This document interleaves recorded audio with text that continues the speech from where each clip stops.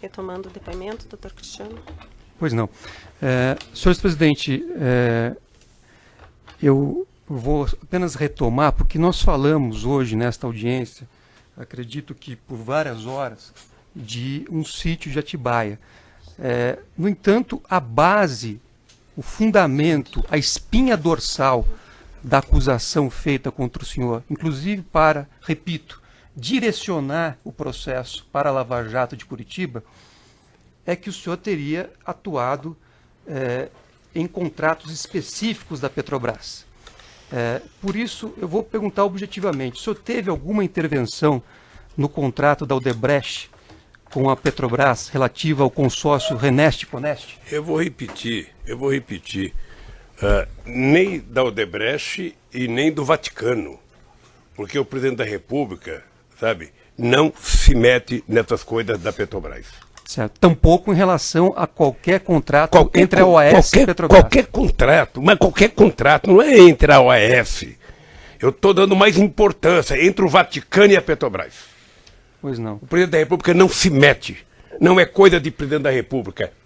É coisa de uma empresa que não é uma empresa estatal, é uma empresa pública de economia mista, que tem ações na Bolsa de Nova York, agora mesmo, sabe, com a contribuição da Lava Jato, o Brasil teve que pagar bilhões de dólares para os acionistas, sabe, minoritários americanos.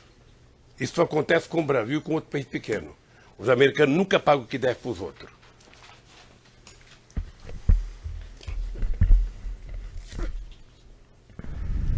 Senhor presidente, peço até desculpas pela pergunta, mas o senhor credenciou ou autorizou Antônio Palocci a tratar de qualquer recurso em favor do senhor perante o Grupo Odebrecht? Olha, nem o Palocci e ninguém tem procuração minha para cuidar de qualquer coisa que pudesse ser do meu interesse. Certo. Então o senhor nunca autorizou. Eu acho que quando as pessoas falarem aqui, porque eu me sinto um pouco ofendido. Eu, sinceramente, não sei mais o que fazer, a não ser esperar por Deus ou esperar que um dia esse país tenha justiça, porque eu sou vítima do maior processo de mentira que esse país já conheceu. Não acredito que tenha na história da humanidade um ser humano que é vítima de perseguição mentirosa desde 2005, sabe? E coisas que não são. Quando começou o processo do Triplex, eu lembro de um advogado muito importante do Rio de Janeiro, um dos famosos, que dizia assim para mim, o presidente Lula, você não tenha preocupação, porque não há como esse processo ir para frente. O apartamento não é seu, você não tem, sabe? Pois não só eu fui condenado, como inventaram um offshore, sabe, do Panamá, ligado ao Odebrecht para poder trazer para cá. Aí quando trouxeram para cá, descobriram que o offshore tinha comprado o apartamento da Globo e o helicóptero da Globo. Aí simplesmente desapareceu a moça, desapareceu o offshore e ficou o Lulinha aqui. É isso, então eu estou cansado. Eu não sei, sabe, até onde isso vai acontecer, porque é um processo de mentira atrás de mentira, processo de mentira atrás de mentira, processo de mentira. Vamos seguir nas sabe? perguntas, E tudo começou com o PowerPoint. Se o PowerPoint tivesse sido desmentido no ato que ele foi feito, vou dizer uma coisa para você, procurador, que eu não podia dizer. Eu, quando vi o PowerPoint, eu falei para o PT, se fosse presidente do PT, pediria para que todos os filiados do PT no Brasil inteiro, prefeito, abrisse processo contra o Ministério Público para ele provar o PowerPoint. O senhor está intimidando a acusação assim, senhor presidente. Por favor, então, vamos mudar o tom. O senhor está intimidando, o senhor está instigando e o senhor está intimidando a acusação. Eu não vou permitir. Doutor, próxima pergunta, por favor. Eu não estou intimidando. Próxima pergunta. Eu não estou intimidando. Eu só estou apenas contando um fato verídico. O senhor está estimulando os filiados ao partido a tumultuarem o processo e os trabalhos. Se isso aconteceu, o senhor será o responsável. Isso era 3 anos atrás. Se isso aconteceu, o senhor lamentavelmente não fizeram. Excelência, isso não é, na verdade... Ele está instigando os filiados ao partido a tumultuarem e intimidarem o Ministério Público, doutor. Ele falou, eu não vou permitir isso. Veja, a referência feita foi a processo judicial. Eu não acredito que a justiça seja meio para instigar o Ministério Público. Mas tumultuar a justiça, sim. aí cabe análise judicial. A justiça, ninguém falou. sim. Pois é, mas Vamos adiante, faça a pergunta. Eu só insisto no esclarecimento de Vossa Excelência da referência a processo judicial. Eu não acredito que a justiça fosse ser meio de pressão contra o Ministério Público. Isso dito pela própria justiça é grave. Eu não estou falando que a justiça vai definir, mas você tumultuar a justiça por meio de diversas ações que vocês têm que responder, que você tem que contestar, que você tem que prestar informação, sim, isso é intimidar, porque nos tira do nosso trabalho diário para ter que ficar respondendo intimações, informações e questões que não são pertinentes. Isso não é primeiro fato concreto, né, Excelência? Tá, mas ele falou que ele está instigando doutora, as pessoas prejudicadas recorrerão a quem? Tá. As pessoas prejudicadas recorrerão à justiça, o senhor já foi julgado em primeira instância, já foi julgado em segunda instância, e o seu processo está nos tribunais superiores. E o senhor vai ser julgado pelos tribunais superiores. Vamos adiante. E pela Constituição, a presunção de inocência, sim, inclusive nesta fase que Vossa Excelência mencionou. Sim. Mas, retomando, senhor presidente Lula, o senhor alguma vez pediu ao senhor João Vacari que tratasse de qualquer assunto relacionado a um apartamento no Guarujá ou a um sítio em Atibaia com o senhor Léo Pinheiro? Essa é outra mentira que apareceu não sei de onde. Eu nunca pedi, até pelo respeito que eu tenho à figura do Vacari, eu jamais pediria para o Vacari cuidar, sabe, de qualquer assunto meu que pudesse significar comprometimento com coisa ilícita.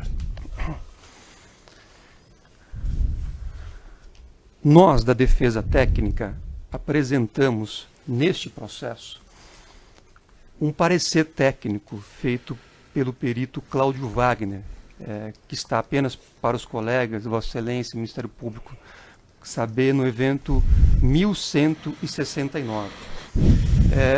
Esse parecer foi feito, senhor presidente, porque um delator da OAS, o senhor Emir Costa, apresentou um papel, da Odebrecht, apresentou um papel dizendo que aquilo seria extraído de um sistema da Odebrecht e comprovaria uma suposta destinação do valor de R$700 mil.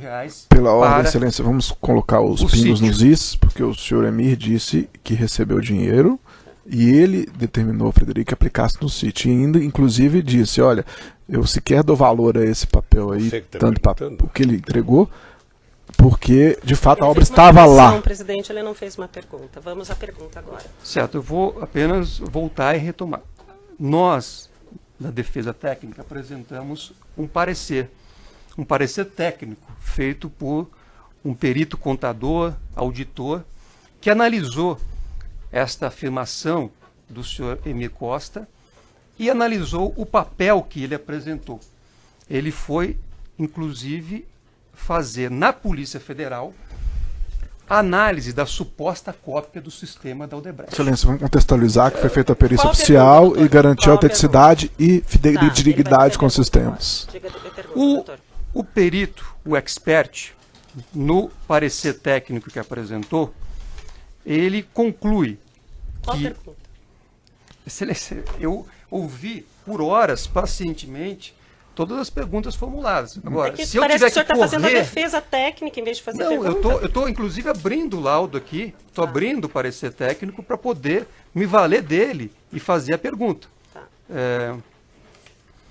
O senhor expert concluiu que esse valor, a partir da análise do sistema, foi sacado e destinado a Gisélia e a MG, é uma inicial, para atender os interesses de RLS, que este perito entende que é Rui Lemos Sampaio. Eu pergunto ao senhor, o senhor conhece alguém de nome Gisélia? Não. O senhor se lembra de alguém cujas as iniciais sejam MG? Não. O senhor conhece Rui Lemos Sampaio? Não.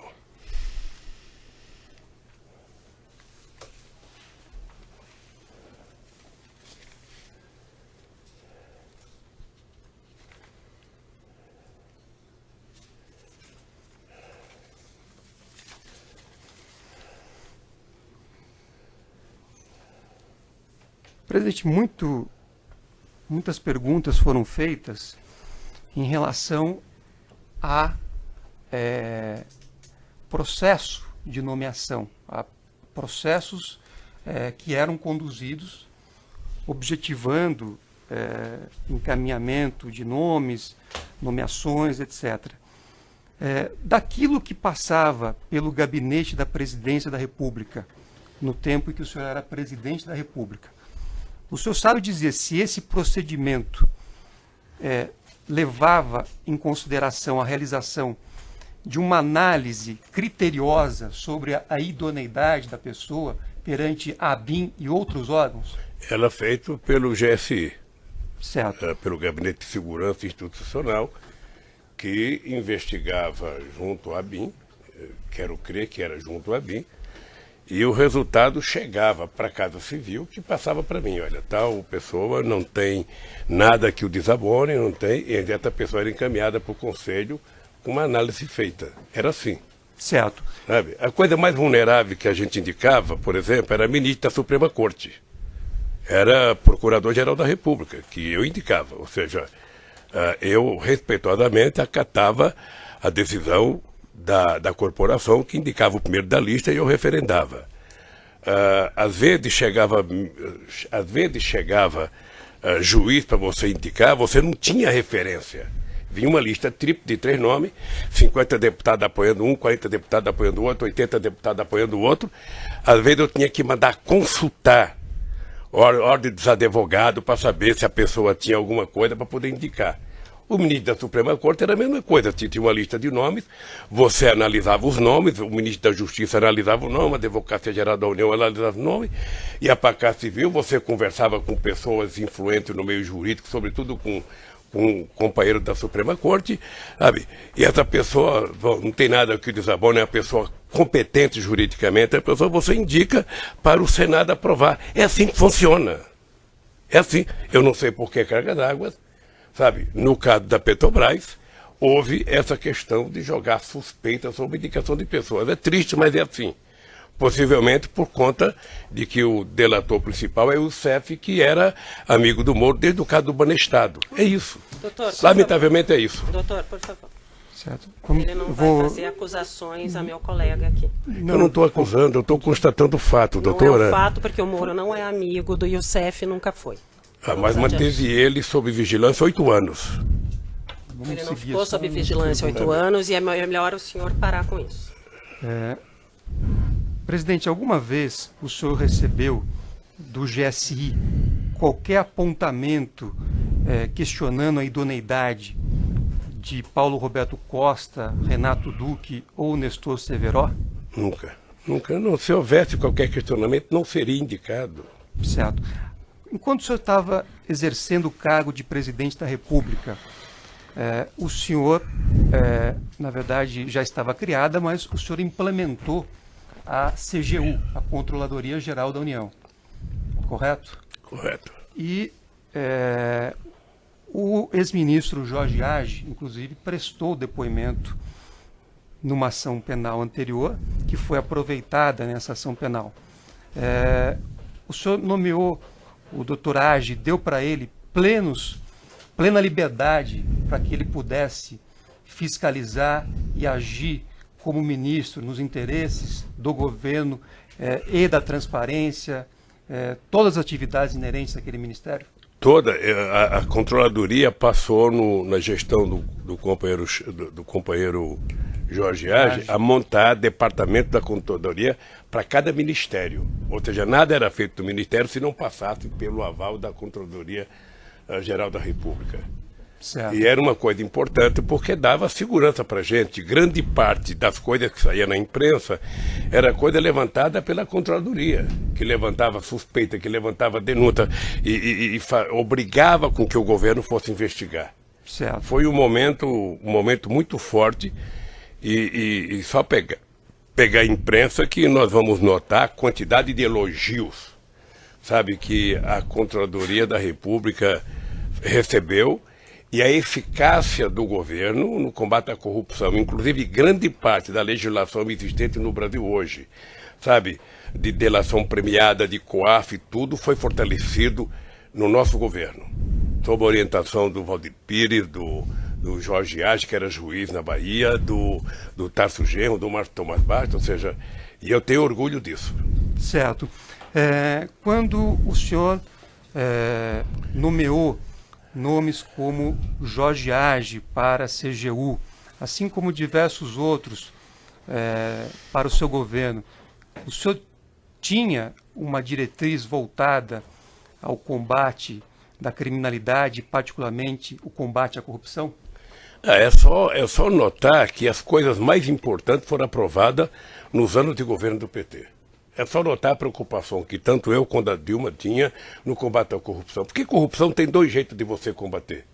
Um é você não combater. Você colocar um carpete grande dentro da sala e tudo que acontecer você levanta e vai jogando embaixo. Outro é você escancarar contra quem quer que seja. Nós criamos, inclusive, uma lei, sabe, que permite que a imprensa tenha acesso até o papel higiênico que é utilizado a lei da acesso à informação. Acesso à informação, até o papel higiênico utilizado no Palácio da Alvorada, a imprensa se dá o luxo de perguntar e a gente responder. Porque não tem o que esconder, o país não é de quem governa, o país é do povo brasileiro. Então, nós escancaramos esse país. Eu fico feliz com a apuração da corrupção. O que me incomoda é a conexão política que se faz com isso.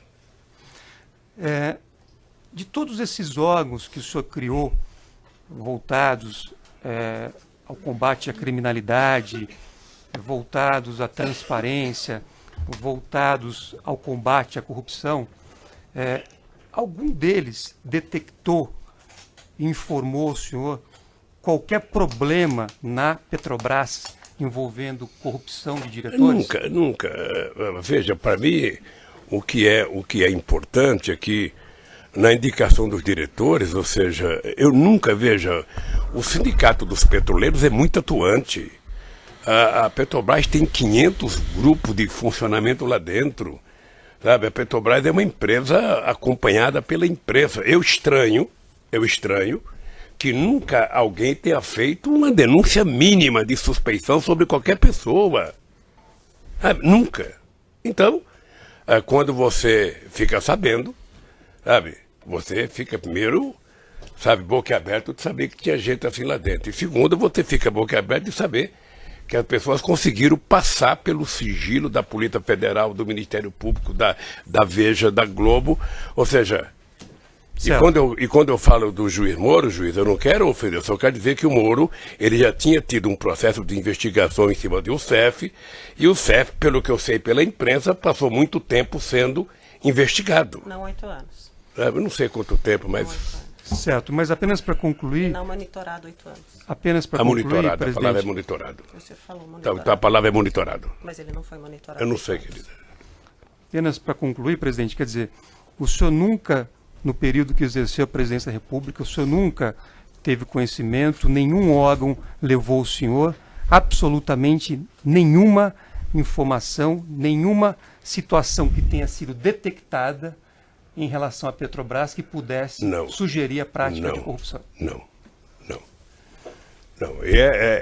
E era a empresa mais importante do Brasil, era a empresa mais fiscalizada, a mais controlada, a que tinha melhor governança, a que tinha mais capacidade de investimento, sabe? É estranho. Certo. Eu não tenho mais perguntas, Excelência. O senhor tem alguma questão do processo que queira falar ainda? Olha, eu queria dizer algumas palavras, inclusive dizer ao Ministério Público, às vezes eu fico nervoso, mas não é pessoalmente com ninguém, porque vocês sabem que eu tenho um respeito profundo pela instituição, tenho muitos amigos dentro do Ministério Público, às vezes eu fico muito, mas muito nervoso com as mentiras que foram contadas no PowerPoint. Fico muito irritado.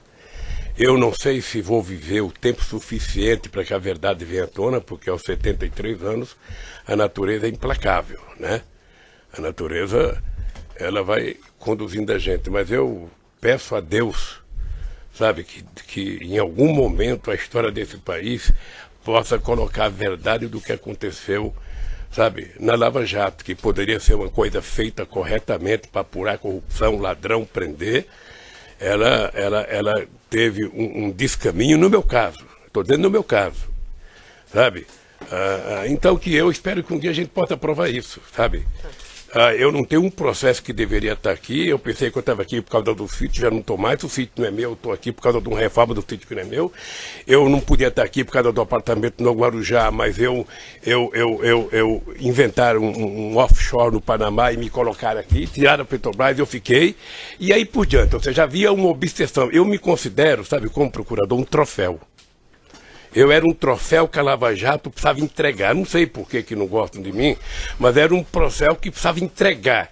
Ou seja, eu via pela imprensa, vários jornalistas, se não entregar o Lula não vale, se não prender o Lula não vale, se o Lula não for preso não vale, eles vão ter que aprender o Lula. A ponto que eu disse ao juiz Moura aqui, quando eu vim, falei, juiz, eu lamento dizer que pelo que aconteceu até agora, por tudo que já foi feito, o senhor não terá, sabe, outra alternativa se não me condenar.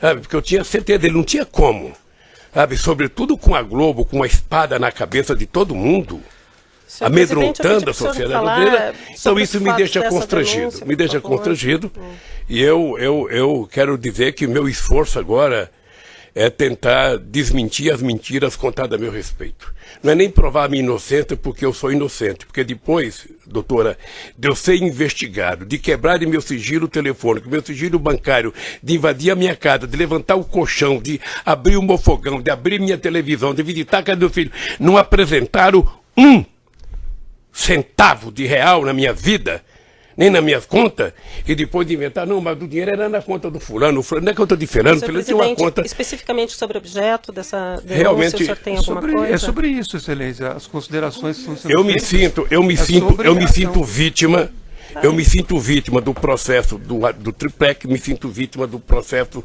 do sítio, me sinto vítima, sabe, do terreno do Instituto. É outro absurdo, eu nunca fui lá, eu fui uma vez para dizer, nós não queremos comprar. E já sei que está aí, eu estou indiciado, sabe? Então, realmente, olha, o meu esforço agora é não perder a tranquilidade e pedir a Deus que nesse país se faça justiça. Porque até agora, sabe? Então, encerrado, agradeço a todos a paciência.